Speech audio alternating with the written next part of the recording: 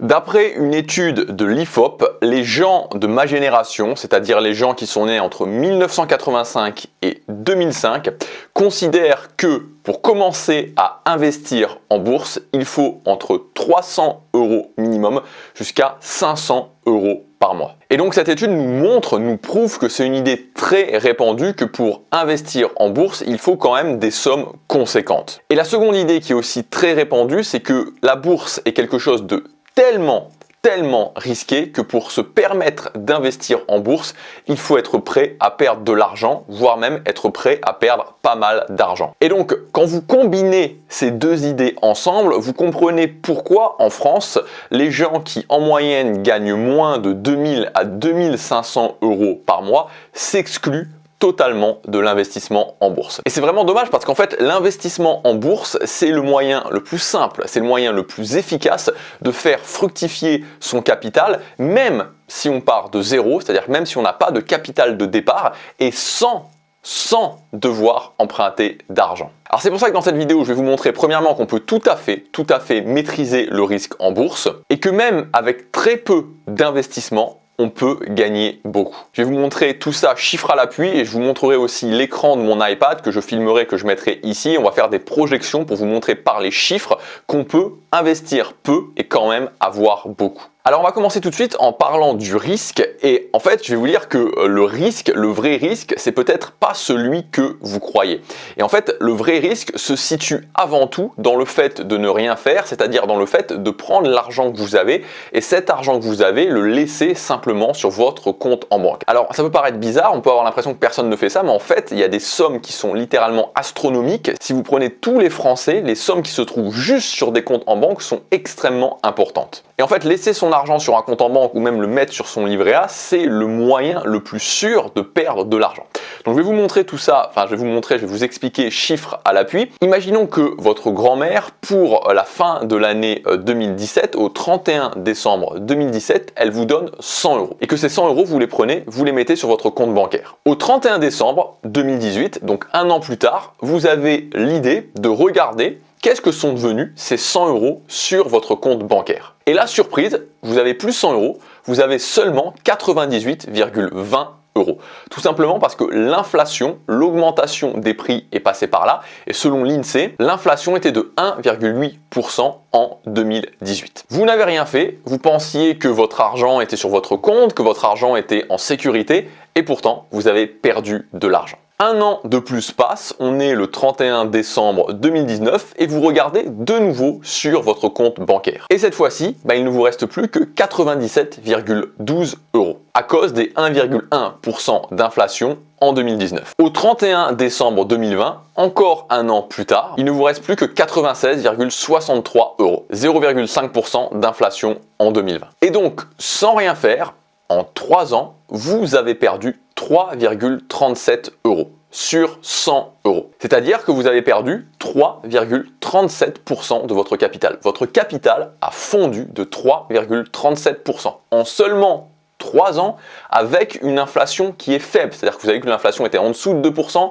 À partir de 2021, on va être probablement au-dessus de 2%, voire même peut-être au-dessus de 3% et ça risque de continuer à augmenter. Avec une inflation faible, vous avez perdu 3,37% de votre capital. Alors maintenant, si vous aviez pris la solution que beaucoup de personnes considèrent comme risquée, c'est-à-dire le fait d'investir en bourse, d'investir ces 100 € sur la même période, c'est-à-dire pendant 3 ans, et que vous les aviez investis sur des ETF, vous n'auriez pas 96,63 € au 31 décembre 2020, mais vous auriez 136 €. Soit un gain de 12% de performance annualisée. Alors je ne tire pas ces chiffres de mon chapeau, c'est la performance de l'indice S&P 500 du 1er janvier 2018 au 31 décembre 2020. Alors je vous parle justement des ETF parce que les ETF c'est le moyen le plus simple et le plus efficace pour investir votre argent quand vous ne vous y connaissez pas forcément énormément en bourse, quand vous n'avez pas beaucoup de temps à y passer, même quand vous avez un petit salaire. Les ETF, qu'est-ce que c'est? C'est tout simplement un fonds de placement passif qui réplique la performance d'un indice boursier. Donc Donc, par exemple, la performance de l'indice boursier S&P 500 dont je viens juste de vous parler. Et j'insiste vraiment sur le mot passif au niveau des ETF, c'est-à-dire qu'on peut avoir de très bonnes performances sans devoir y passer beaucoup de temps,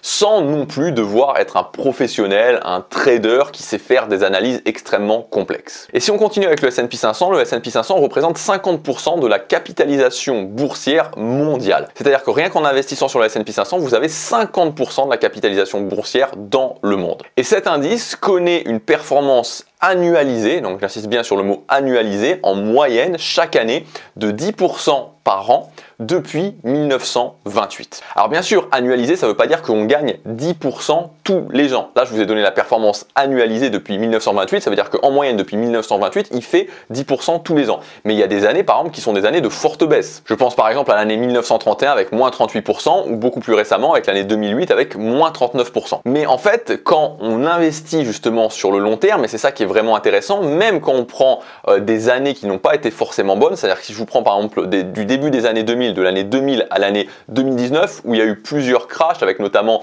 le début des années 2000, la bulle Internet, avec la fameuse crise des subprimes en 2008. Donc moi, même si on prend ces années avec vraiment à l'intérieur de ces années plusieurs fortes baisses, le S&P 500, malgré ces fortes baisses et malgré les moins 39% en 2008, a quand même fait de 2000 à 2019 6,1% de performance annualisée. Donc même dans des mauvaises années, même dans 2 mauvaises décennies, le S&P 500 a quand même fait 6,1% de performance annualisée, ce qui est bien mieux que le livret A, ce qui est bien mieux que l'assurance vie sur le fonds euro. Et en fait, c'est possible d'avoir ces très bonnes performances parce que par exemple un ETF, et en l'occurrence l'ETF S&P 500, quand vous investissez sur un ETF S&P 500, vous investissez sur 500 entreprises, sur 500 des plus grosses entreprises américaines. Ce qui veut dire que même s'il y a 2, 3, 5, 10 entreprises qui sous-performent, il y en a quand même 490 autres qui sont là pour rattraper. Et même les plus grosses entreprises, je crois que la plus grosse entreprise du S&P 500 actuellement c'est Apple, elle ne représente que 5% de l'ensemble des entreprises. Et la plupart des entreprises du S&P 500 représentent moins de 0,5%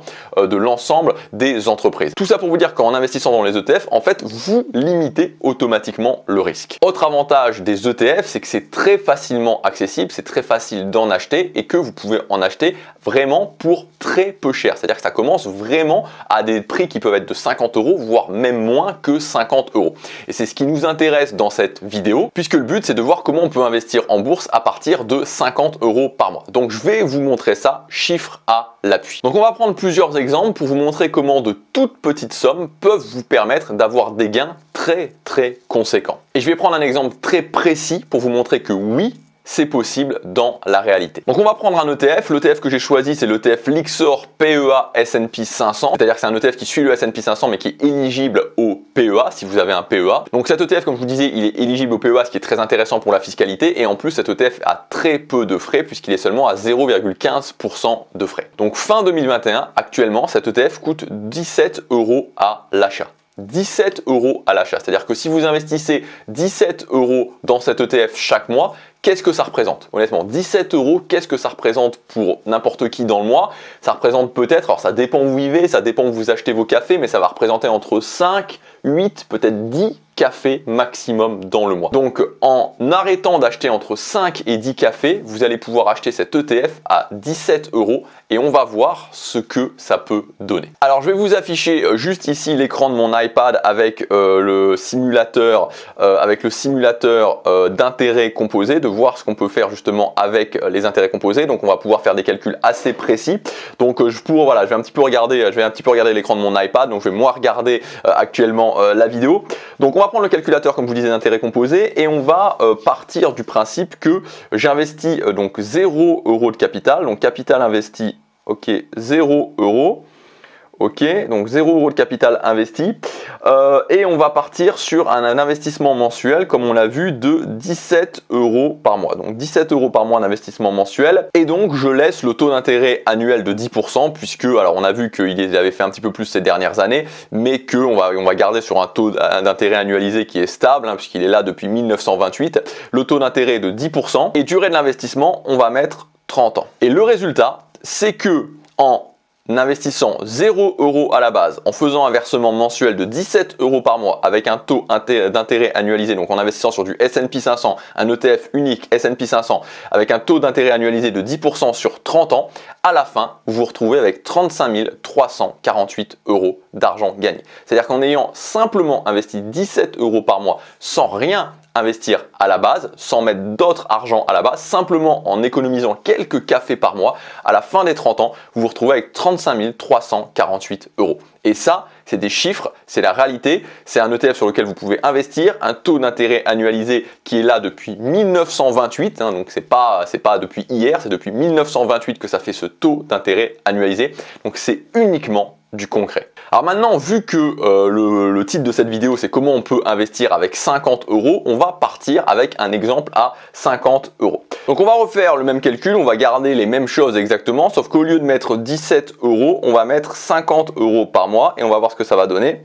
Au bout de 30 ans, vous avez 103 965 euros. Donc voilà exactement ce qui se passe si vous investissez 50 euros tous les mois sans capital initial sur un ETF S&P 500 pendant 30 ans. À la fin, vous avez 103 965 euros. Et juste pour vous donner un petit comparatif, si on imagine que vous aviez mis cet argent à la place de les investir en bourse, vous les aviez investis sur votre livret A, qui actuellement est à 0,5%, et en admettant que ce taux reste à 0,5%, parce qu'évidemment il pourrait encore baisser, on pourrait, je sais pas comment, mais il pourrait passer à 0,25.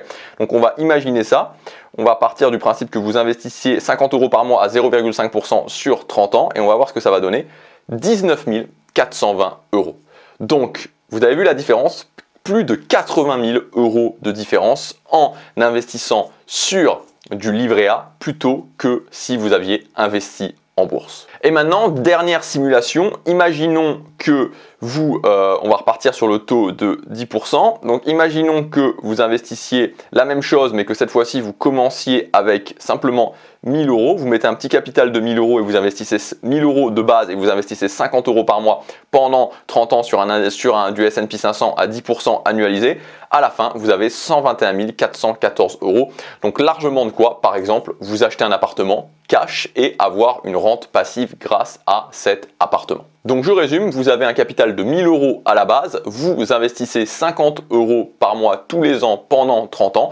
À la fin, vous avez votre retraite qui est faite puisque vous pouvez vous acheter un appartement et vous pouvez toucher de l'argent de façon passive en louant cet appartement. Maintenant, on va prendre un autre exemple parce qu'il y a des gens qui peuvent être un petit peu plus âgés aussi, qui peuvent par exemple être déjà parents. Et on va voir ce que vous pouvez faire en tant que parent si vous avez un enfant qui vient naître et que vous voulez justement l'aider à se lancer dans la vie. Parce que je sais que souvent, on peut avoir cette idée qu'en bourse, si on n'a pas beaucoup de temps devant soi, c'est pas forcément aussi intéressant et c'est vrai qu'il faut un certain temps pour profiter vraiment de cet effet cumulé des intérêts composés.